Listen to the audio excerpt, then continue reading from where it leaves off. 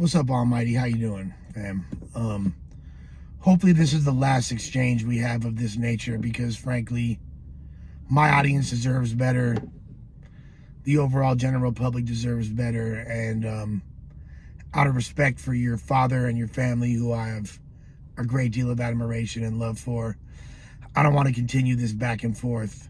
It's played out. It's corny. It's very unbecoming for all parties involved. Now, I will say this. The way you represented the conversation between your father and I was very inaccurate.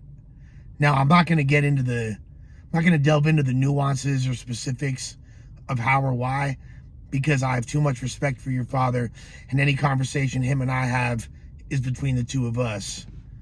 But I will say this. The chances of you getting a public apology from me are about as great as you getting a B on that overgrown fucking Gummy Bears LA rap list, or of Flacco revealing his girlfriend, if she even exists, to the world. Like, there's a greater chance of either one of those two things happening, of me ever making a public apology to you in any capacity, considering the nature not only of what you said in your most recent live, but the severity of the unkind words you have. I'll tell you what, I don't even need to bring up the fact of us fighting, you know what I mean? Which clearly was never my intention. I was just roasting you, you feel me? But I don't need to bring up the fact that there's a lot of other people that are a lot tougher than me, because I'm not a tough guy. I never claimed to be a tough guy. I'm not built like that, you feel me?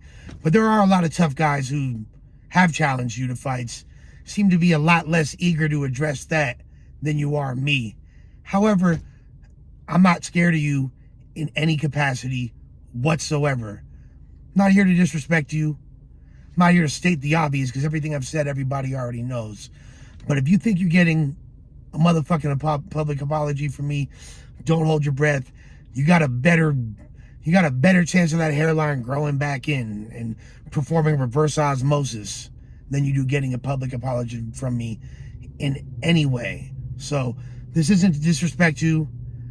I'm saving the jokes. This ain't about me being funny. This ain't clowning. There's a million different ways I could approach this. But what I'm going to say is there is no public apology. Again, I'm not delving into the specifics of what your father said to me, but him and I spoke.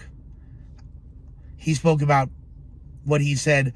I said that I definitely felt horrible that you and I had this back and forth, and the way that, feelings were hurt on both sides, etc.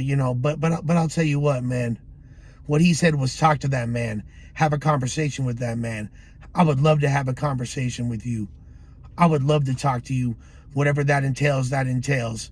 But this public apology thing, that was never discussed, nor is that on the table, especially in light of what you wind up saying after the fact. Like, any chance of even that being a possibility, which it never was, is now completely out the window. So you forget about that.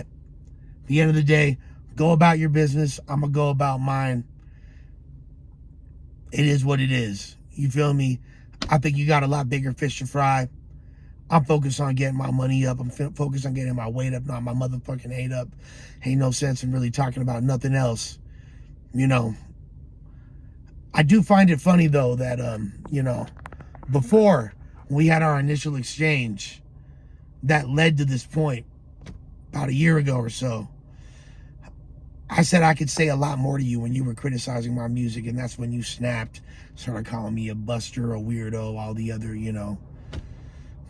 disrespectful words du jour in Los Angeles. However, you said, like, I don't give a fuck what you say about my music.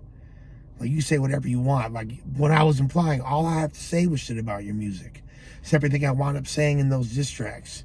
It's everything I wound up saying subsequently. It's a critique I wound up having for you a year later, regardless of what record it was on.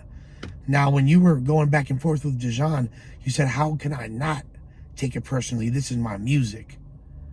But that's what I said before. I was like, dude, you're insulting my music. You insulting my soul. So I took it the same way as you. It's interesting that it took you a year to evolve into the mental awareness, the self-awareness, and the maturity to acknowledge that. And I really respect you acknowledging that that is hurtful.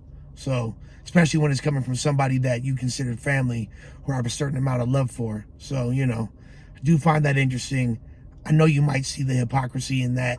I do as well, but I also see the growth. You know, I'm here for the silver linings. So, regardless, ain't no apologies, but I wish you the best. And I do believe that you do have a prevailing influence that should have garnered you a higher grade in that report card, because you are important to LA hip hop. And, you know, you stepping out of your father's shadow, being a junior, you know, your father having this amazing legacy that he has, and you carving your own lane and your own niche when you very easily could have gone the same route he did. I respect that as well. I'm not petty like you. I'm not going to talk about, you know, I'm not going to speak in jest and say, oh, you're the 3 positive things about you, or you're good at being corny and you're good at, you know, I'm not going to do that, bro. I got a million jokes, but that's not what this is here for. But don't hold your breath for a public apology. If you'd like to have a conversation, I'm here for that. Anything else we could discuss, but there's not really anything else to put online at this point. With that being said, I wish you the best. There's nothing but love on my end, but I'm not sorry.